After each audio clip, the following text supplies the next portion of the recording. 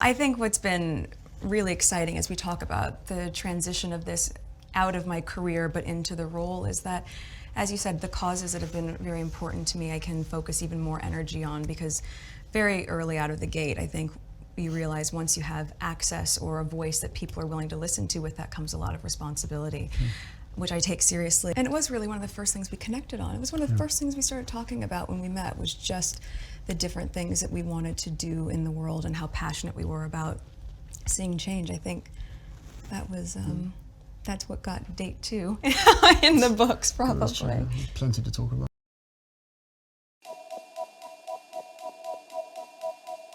My name is Harry, and I'm from London. Meghan Markle here.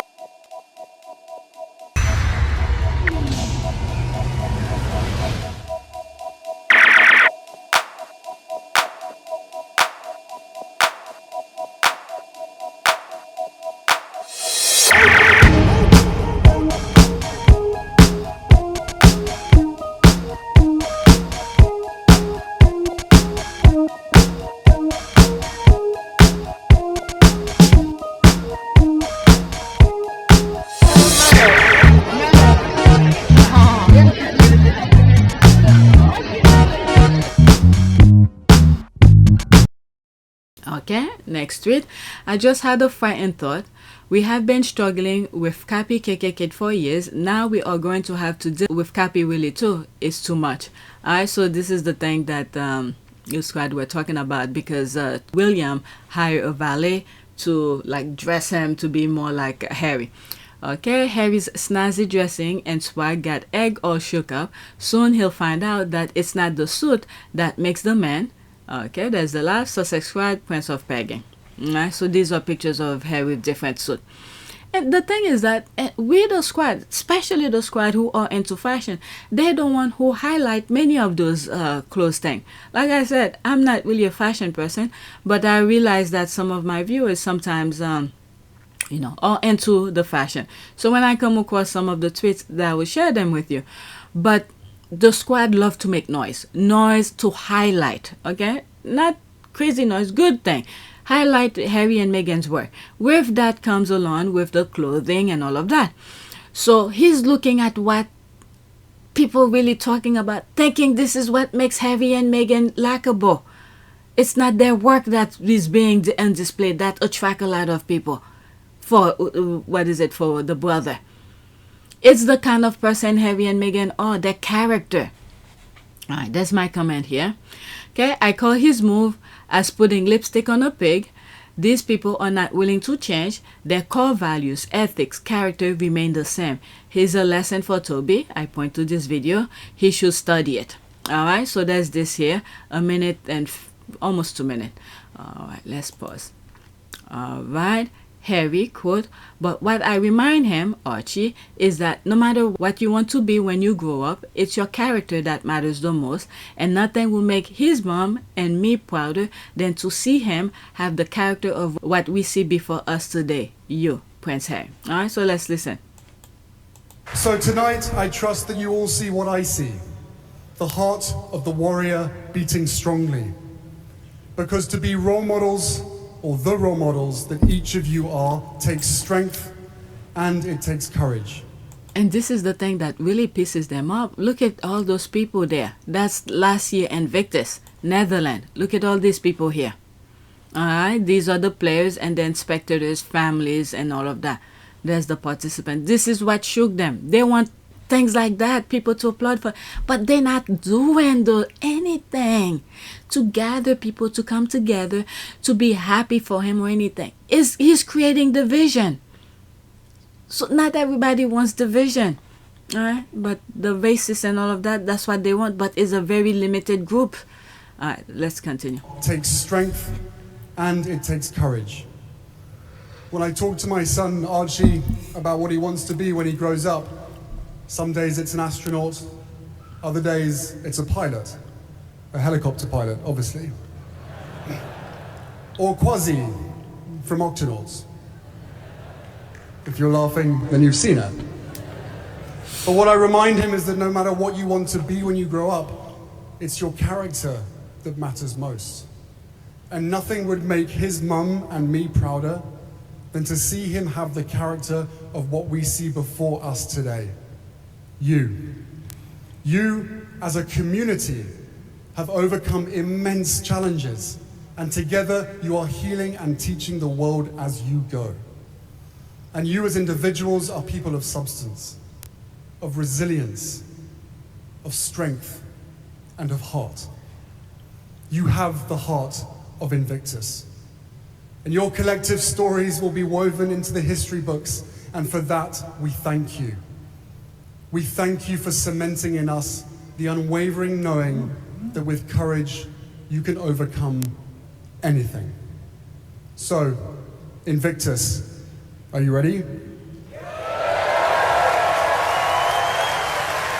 That is so inspiring. No. Invictus, are you ready?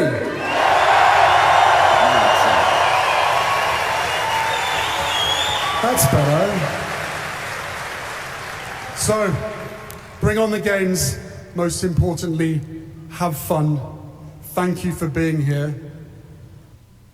That is very inspiring because majority of these participants, their countries discard them, no longer a need for them. And then there's Harry come and scoop them up and said, you are still good. You are still part of society. You're breathing. You're moving. So pick up yourself and let's move on. All right, let me read these two and then move on. Now, William can pull off Harry's swag, charisma or charm. You can put makeup on a horse ass, but it's still a horse's ass at the end of it. It's almost like I was saying here, put lipstick on a pig. All right. On the contrary, it will be too good to watch Workshire really splash out on new clothes and end up looking like he shopped at the TK Maxx sale. There's the rolling eye and a laugh. All right, so let's go to the next tweet. And then this will be the last one regarding the royal family, and then I'll go into the politics. And one of them I may not do. Maybe I'll just read it just to get out the way so I don't pass it on. Okay, these are the only people Prince Harry is responsible to. Not his father nor his brother. If a monarch cannot stand on his own without a son or a brother by his side, then said monarch never deserved the right of the crown. Okay, what's WT stand for? Alright, so there's Harry with his little family here. Maybe because his father is the hereditary head of state of a major European nation, he has a responsibility not only to his father and his family, but to the institution they represent. This is the thing. The institution never respected Harry. Alright? And Harry tried to work with the institution. The decision that I have made for my wife and I to step back is not one I made lightly. It was so many months of talks after so many years of challenges. And asked, can you please respect my privacy, my private life? When I'm out, take as much picture as you want, whatever. But my private life, what I'm doing with my family, just keep it out away from the public. Everyone has a right to their privacy, and you know a lot of the members of the public get it, but sadly in some areas there is this sort of incessant need to find out every little bit of detail about what goes on behind the scenes. It's unnecessary. You know, this is half my official role, but half my private role. This is what I enjoy doing, but the private life has to be private, and I hope people respect that. But they refuse. But yet, because Harry doesn't have any power to tell the tabloid how to operate. His father does.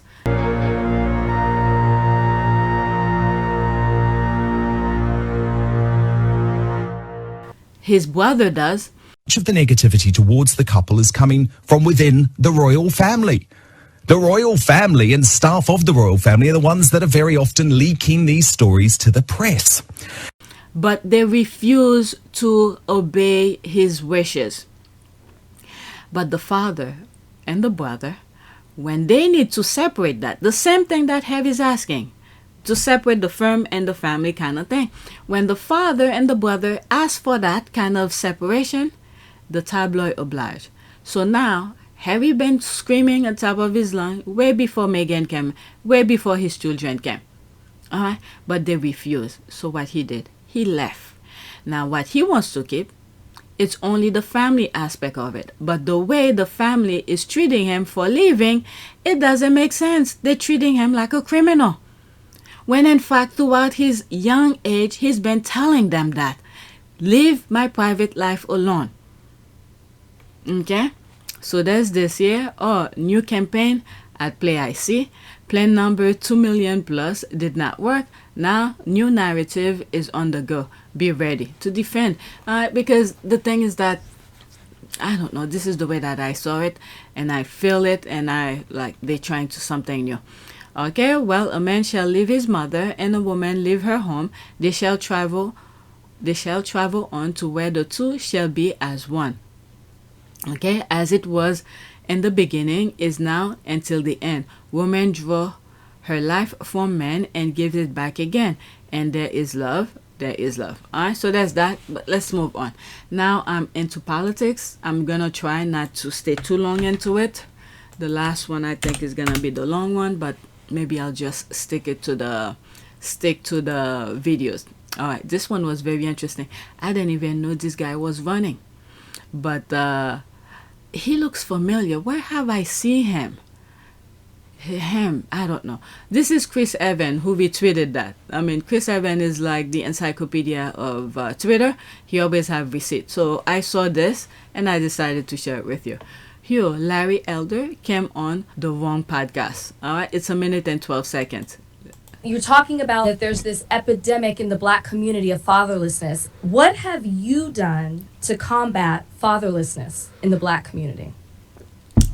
Now his turn. Okay, so you're accepting that we have an issue with fatherlessness in the Black community. You're accepting that, I assume. I'm not. You said that. I didn't think so. So you're not accepting it, and you're asking me, what am I doing about something that you don't accept? No, you're. My question is clear as day. Is that have you not done anything to combat fatherlessness? You just now acknowledged, in your opinion, that what I just now said isn't even a problem. Larry, please answer, what have you done to combat fatherlessness? I'm waiting for Rachel to answer my question, then I'll respond. I've already answered that question. So you want me to respond to a problem, to answer? No, Larry. It's your campaign, Larry. Larry, this is your campaign. Your campaign is about fatherlessness. I'm giving you the floor to talk about how you have combat fatherlessness because you say it is such an issue in this country, and you don't want to answer the question. I'm happy to answer the question, provided that you acknowledge that there is a problem. Larry, get the fuck out of here. Let me get he's the one. This is his campaign. I don't follow him. I didn't know he even was running, but it seems like, based on this video, this is what he's I don't know, he's advocating for. This is what his motto for his campaign, fatherless, whatever. Now they're telling him, what have you done for that? If you see there was a problem, what have you done for it? Now he's turning the table back into the podcasters and to acknowledge and like get the F out of here. Okay, he either forgot or did he not know that Rachel Lindsay is an attorney and she will come hard at him. He also bring an attorney and former judge was not ready for her. Okay, outmatched. Okay, you can't have a discussion by yelling and dismissing someone you don't agree with. Okay. I mean, they didn't disagree with him. They literally said, this is what his campaign is all about. Again, like I said, I didn't even know he was running. So apparently, it seems like this is what he's advocating for in his campaign. So now they're asking him, okay, if you're running on that, fatherless, whatever, what have you done? If you see there's a problem, what have you done? You're running on it, so what have you done? He can't answer it, and he's turning the table on it.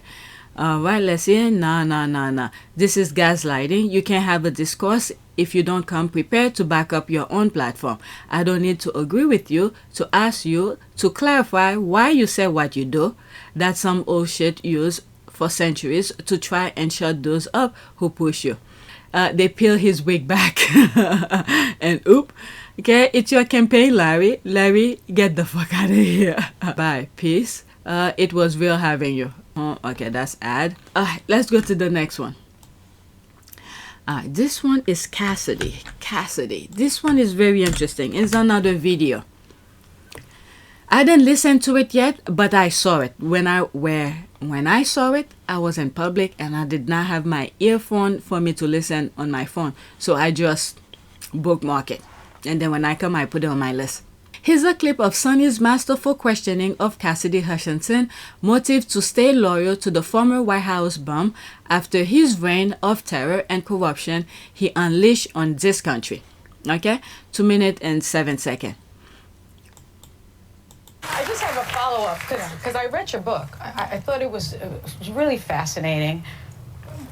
But what was weird, not weird again, but your mother is crying. Your mother wants you to stop this affiliation with him. Even after January 6th, you're packing your bags to go to Mar-a-Lago to work with him. And you say, when your mother, she doesn't realize, and Paul doesn't realize how far gone you are. Your tone's flat, it's uninflected. You say, I have to go. I've already committed. I'm already committed. The boss needs good people around him. The only reason today happened, January 6th, is because we let bad people, crazy people around him. I need to try to fix.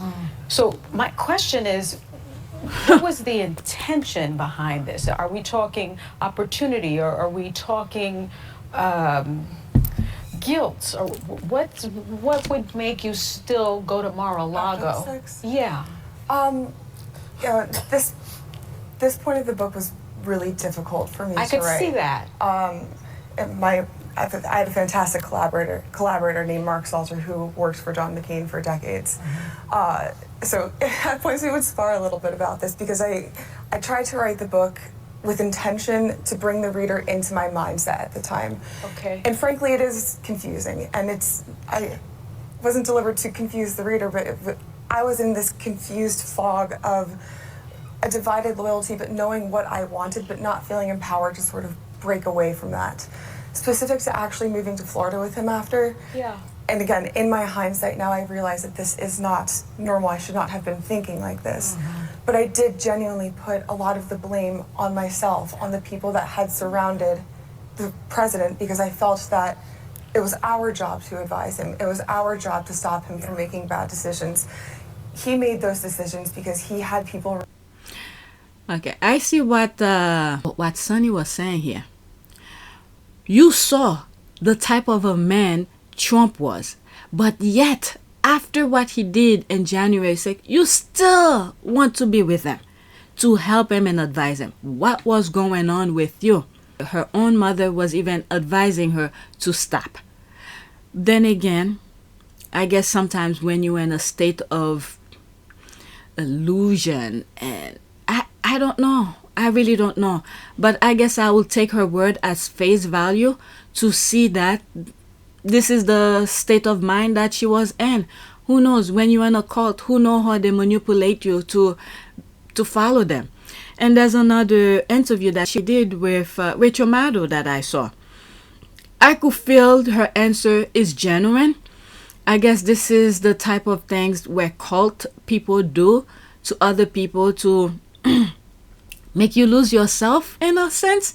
It's not that I'm taking her side, but I just don't understand how it's like how do you call this? Like someone who's been hypnotized and then to follow the wrong crowd. I don't know if this is the way these people are. But I'm glad, in a sense, she snapped out of that, whatever it is that she was in. Because without her help, a lot of things will not be happening.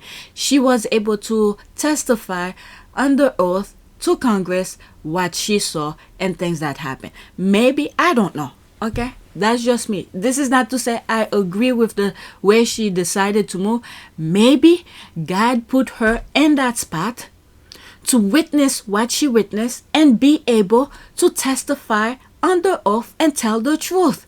Because all the men around, they're scared like chicken shit. They don't want to preserve the country, the Constitution. But she had the mindset to know that, look, this is BS now. I need to wake up under that illusion that I was, and then to pull herself out of that nonsense that Trump had put people around him. I don't know. This is the only way I can see this, because there is absolutely no way that someone will follow Trump knowing the fact that this is the type of a person Trump is. And by the way, was it yesterday? Trump just lose everything. The New York judge made him lose everything. He cannot practice whatever he's been doing in New York anymore, because he fraud the state of New York. Go look at it, because there's more professional lawyers who have YouTube channel will explain it in more detail. Just don't take my word for it. I rather you follow somebody who's more knowledge into the law to do that. But one thing that I said in 2020, and I said this was the biggest mistake Trump had made, to run for office, because they will uncover everything, and he almost got away with everything. That's the thing. That's the arrogance in him, because he's been able to get away with so many, and he feel like he could get away from it again, and he almost did. The thing is that election matters. What happened to Trump yesterday, it's a series of steps. This is the way that I see it. You have people in New York who voted for AOC, Alexandria Ocasio, and I have a video on PYTE. I think I call her American Badass or something like that. That's the title of the thing. In that video, she confronted one of those men in Congress who did something to her. I forgot what the thing was, but it's in the video. And I shared that video clip where she stood on the floor of Congress to confront the guy. Okay, so that's why I call her American Badass. If it wasn't for her, what happened to Trump yesterday would not have happened. Because when Michael Cohen went to Congress to testify under oath against whatever Trump was doing, she, from New York, who represents several districts, I think in the Bronx and Queens, some part of Queens, some part of Bronx. Okay, you could look more into it. She asked Michael Cohen the right question, for then Cohen to tell the Congress what Trump has been doing with his business.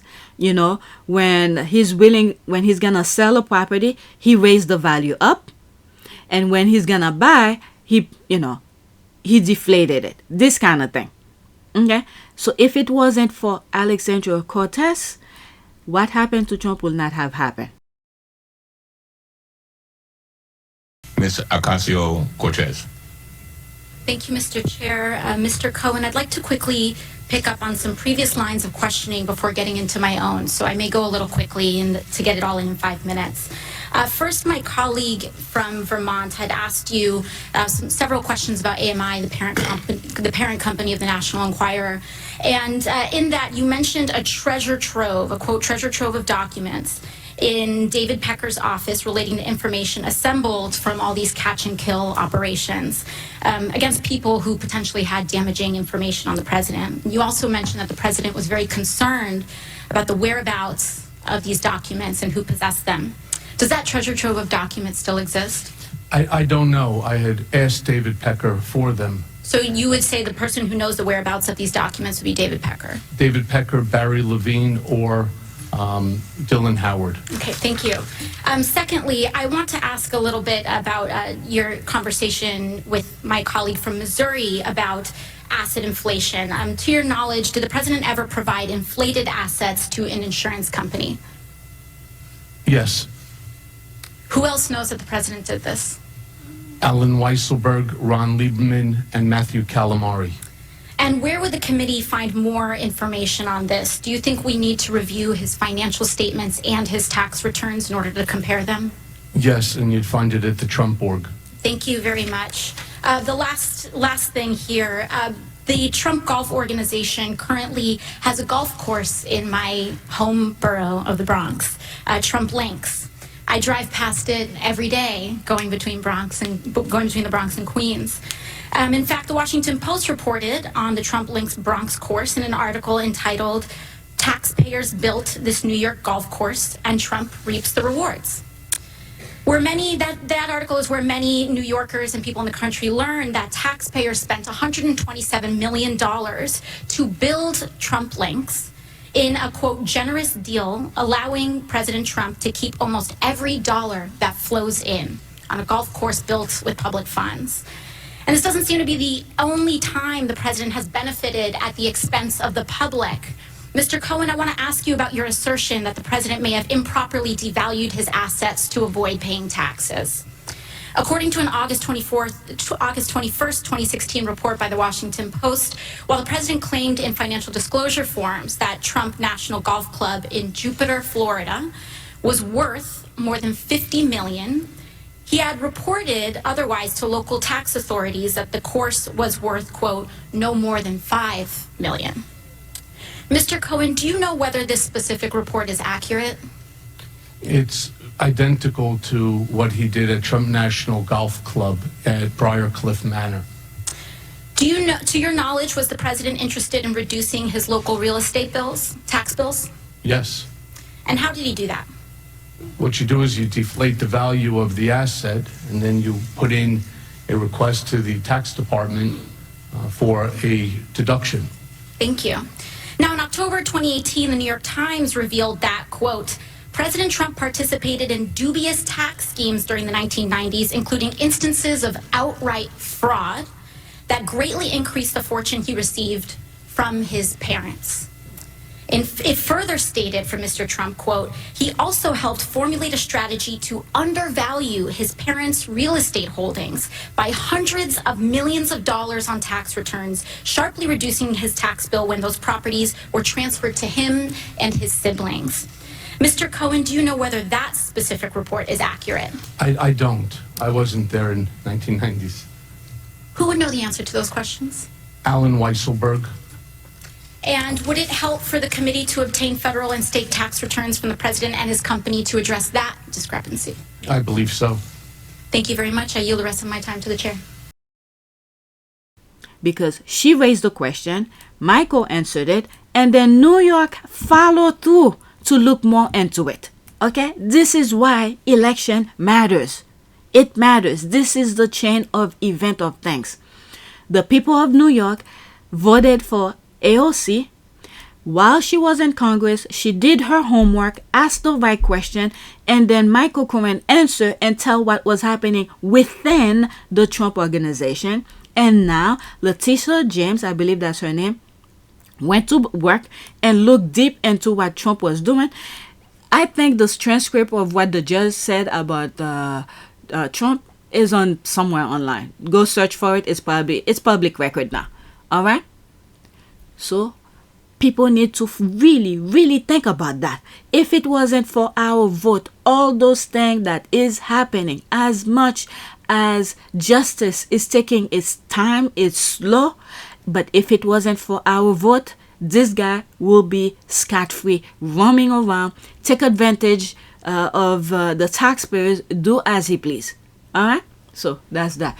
In terms of Cassidy Hutchinson, I really don't know what to say, with the exception of maybe God was in control in some shape or form and let her stay in there to be able to be a witness, because all the other players, key players, were on board with Trump. So she was put there to be able to tell Congress what was happening from the inside. That's the only thing I could say about Cassidy. Other than that, I do not know. But we are hanging by a string, and I hope American people are paying attention. You might be having fun right now, because when you are not in control, you are doomed. Because if it wasn't for our vote, our voices, despite the pandemic, we stood online and vote, the numbers were too great for them to steal it. And he had people in every important places. So I hope people pay attention to that, because the kind of thing that he wants to do, okay, this is why America run away from, not run away, but fought the UK, fought England to get away from that. Because right now, democracy is being held by a string, And if you think they are on your side, they're just using you to help them eliminate the other group. But after that, once we're no longer there, you will be the only one by yourself fighting them. Then you'll be realize what kind of mistake you just did for voting against your best interest, because they will destroy you. All right, so that's it. Okay, I think I'm gonna show the video of Rupert Murdoch. I'm exactly an hour, but I will not go too much into the comments because I was reading some of the comments. It's a lot and it's very informative. So this has to do with the parties that he be throwing. Okay, this is Christiana Amopo. I'm assuming, okay, this is sidetrack now. I'm assuming her health is better, because before I think she had announced that she had some cancer issues. I'll look into it when I'm editing to see if everything is okay, and I'll put some screenshot. Just look at the screen. Okay, this is it. Okay, there was huge pressure on people to attend Rupert Murdoch's parties. People will always pick up the telephone when he called. Former UK Secretary of State Rory Stewart UK reflect on Murdoch's influence and the deeply sick coziness between the press and politicians. This is the thing that I be saying. I've known about that party thing by accident when I just started looking into the Harry and Meghan thing, and I stumbled on a on a article, and I was seeing name, but I was searching for something completely different, but I stumbled on it, and I got tired of reading the thing, and then I started putting one and one together. I was like, oh my God, so they are training William to cozy up with the Rupert Murdoch type of thing, the tabloid. Okay, so there is a video here, 3 minutes and 6 seconds. Let's listen. You to weigh in on what a lot of people have been reviewing over the last few days since he announced he was stepping sideways. He didn't say aside, sideways. He's going to be chairman emeritus. Nobody expects Rupert Murdoch, as long as he's got breath left in him, not to influence his own corporation. Many who don't agree with him believe that through his politics, through his very powerful news organizations here in the UK, obviously with News Corp and Fox News in the United States, it has contributed to the decline in policy and the kind of politics that you talk about, particularly the centrist politics. Even then British Tory Prime Minister David Cameron admitted, and we're going to play this back after the infamous TV hacking scandal, the hacking scandal here. And I think on all sides of the House, there's a bit of a need for a hand on heart. We all did too much cozying up to Rupert. Where is it? David Cameron, wasn't he the one who get reparation for slavery, this kind of thing? He already got his money. Isn't that guy? I think that's him. I'll look and I have a screenshot somewhere about him. I think it's him, David Cameron. They're all the same. They're all the same. This is just a front, but let's listen. Murdoch, I think we'd agree. So it's not just Cameron, you know, I think certainly Tony Blair cozied up, before that Margaret Thatcher. All British Prime Ministers have cozied up to him because they believe he is what stands between them and victory or defeat. Where do you think... The other thing too, the UK people need to look deep inside themselves, see what they really want, because it's up to the people. They know these people are saying they're BS, but yet they're voting for those lies. It's up to the people to pass through that. There's some really good politicians in the UK. Look at, what's that lady again? I forgot her name. Where she said, she stood on the floor of Parliament and said Bojo was lying. And then they asked her to apologize. And she said no, because that was the truth. And at the end of the day, she was telling the truth. So people like that, the UK needs to, it doesn't really have to be black, but the core values of her, what's her name? Butler, Dawn Butler. Phew, my goodness, I remember. Dawn Butler. These are the type of people with that kind of moral character you should put in office, where they stood up and fight for what's right, not to cozy up to people. My goodness. When I say people like her, like I said, it's not because of the skin color. Just look through past that, what's really inside. Similar to what I'm saying about William. It's not the clothes that makes the person. It's what's inside. okay, what's really inside, the core values, the character of the person you vote for. All right, let's continue. How do you see the influence of Murdoch press in this country? Well, I think it's terrifying. It's terrifying the way that media owners control so much. I mean, we can see this sort of played out in the drama Succession. But I was very struck by it. There was huge pressure on people to attend Rupert Murdoch's parties. People would always pick up the telephone if he called. I myself, I remember before I became an MP, I sat next to him at a dinner party. He very charmingly took me off to the Wall Street Journal, made me speak to all the editors. He could be, when he wanted, a very, very charming man. But the problem is that it gave him an unbelievable form of power. And this is something that's rotten at the heart of American politics, British politics. It's true also, we've had, the son of a KGB officer buying the Evening Standard in the United Kingdom. So we end up in a very odd position, and we must reform this and deal with it. And David Cameron failed. He did not follow through on that inquiry and do the things that needed to be done to try to regulate our media. I mean, you're talking about, I think, Alexander Lebedev? Yevgeny, his son. Yevgeny, sorry, yes. The other one was the KGB. Yeah, exactly. And Boris Johnson made him a lord. Boris Johnson made him a lord. He published very positive stories about Boris Johnson. He went partying. Boris Johnson went partying in his castle in Italy. This is the thing that I be saying. Remember that cartoon, what's that movie? The Angry Bird? All right, they're partying with you, they're doing all that. Meanwhile, the people are stealing the eggs. This is the thing here. This is what's playing here.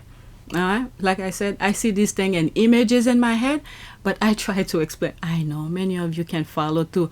I'm saying some BS sometimes, but that's the only way I could explain to you, because I'm not a politician. I have to explain how I see it in my head.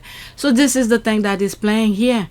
The Rupert Murdoch, or the bad guy within the Angry Bird. I forgot which episode with movie it was, because they have several movies of that. Okay, they're partying with the Angry Birds and all of that. Meanwhile, he sent his bad guys to steal the Angry Birds' eggs. Alright, so it's almost the same thing here. Partying with the politician, meanwhile, is stealing the country's freedom, kind of say? I don't know. All of this stuff is deeply, deeply sick. But it's getting worse now. And again, a lot of the book is about this with social media. I mean, I think it's very tempting to think the problems that we have in Britain with Boris Johnson and Brexit are unique to Britain. Yeah. But they're structural. It's about how Twitter works. It's about how Facebook works. We can see what Elon Musk is currently trying to do with Twitter. And it's going to get much worse with AI. I'm terrified with the next election coming in the US, just how much AI is going to make the problem of fake news far worse than anything we've seen. The thing is that, I don't know, no matter how much AI have done, I don't know, it's not going to sway me one bit. I already know who I'm going to vote in 2024.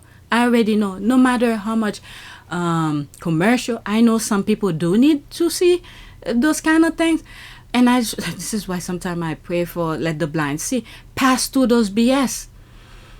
So these are the people who's not paying attention. They put barriers after barriers to keep them busy for not paying attention to what's going on. So when election comes, they only see the soundbite, and then for them to go vote. And this is why sometimes I don't mind doing those podcasts to share with you what I'm seeing. That's the thing, to share with you what I'm seeing. It may not be in the language of those professionals, political analysis, but for the regular people, I'm telling you, this is what I'm saying. So that's my truth. That's the only way I could share my thought with you. But it's sad where a lot of people rely on, the mainstream media is gone, is already gone. It's already gone. Look how they try to mess up Twitter and all of that. But there's the squad who stick together and share their own information among people. Eventually, like I said in some other videos, news will be traveling among individuals with our phone. As technology move and those mainstream media is changing, technology is changing, and we have to adjust our ways and share what's happening in our communities. This kind of thing. I understand a lot of things can be manipulated, but the mainstream media is far gone. It's way gone. Alright, so like she said, he didn't say he's stepping down. He's just moving aside. So he's still involved. he's still involved. But I hope what they did to Trump, where he cannot practice whatever business he's doing in the U.S., to just stop, to dissolve it completely, where he cannot, do his nonsense. All right, so I'm done. I did it. I'm not going to go in the comments. You see, there's the squad putting their things. If I go to each one of them, that's another level of discussion. There's all of that. Okay, so I'm leaving this. I've shared that with you in another video. So, all right, so this is why I was afraid to go into that, because of the discussion that I know that will raise. Let's do a prayer. Maybe let the blind see. Let's do that. Prayer for blind, let's say blind voters. Let's put it that way. See if something different will happen. For blind voters. Okay, election prayers. Prayer before an election. Lord God, as the election approaches, we seek to better understand the issues and concerns that confront our city, state, and country. All right, let's see if there's an image somewhere. I haven't been doing a lot of screenshots, thumbnails. So, okay, let's do this one. O loving God, we pray for your healing hand upon our divisions, such that we may seek your peace and reconciliation that is tied to a greater commitment to justice and truth. We pray against every evil spirit and force that will seek to intimidate and suppress voters or instigate violence against any citizens seeking to exercise their precious and sacred right to vote. All right, so let's do that. Keep that. That's it. Please take a moment to subscribe, like, and share. If you want to support this channel, there's a PayPal link and a Cash App link in the description. You could donate. Those who have donated, thank you. The next day. All right, so there's this. The number remained the same, $303.55. I don't know when I get to edit it if this is gonna change back to 200 again. All right, so that is it. There's more. I'm not gonna touch these. This was since 9:25. I don't have enough time. Right now it's 3:09. I need to finish what I was editing yesterday. So let's close today, the 27. Today's 27, and let's focus on that. This is where I was here. Okay, thank you for your support.